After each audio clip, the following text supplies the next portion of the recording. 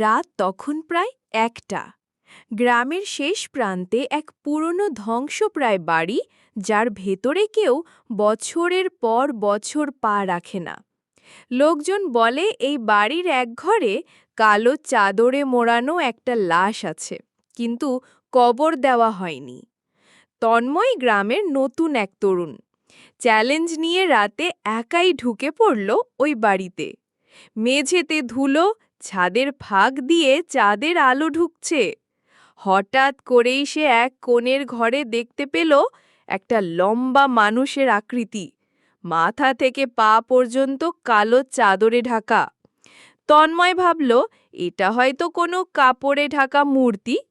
সে ধীরে ধীরে কাছে গেল, কিন্তু চাদরের নিচ থেকে হঠাৎ শোনা গেল, তুমি কি আমাকে কবর দিতে এসেছো? তন্ময়ের গলা শুকিয়ে গেল। কাঁপা কাঁপা হাতে সে চাদরটা টেনে তুলল।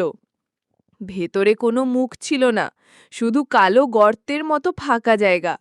আর সেই গর্ত থেকে ঠান্ডা বাতাস বেরোচ্ছিল।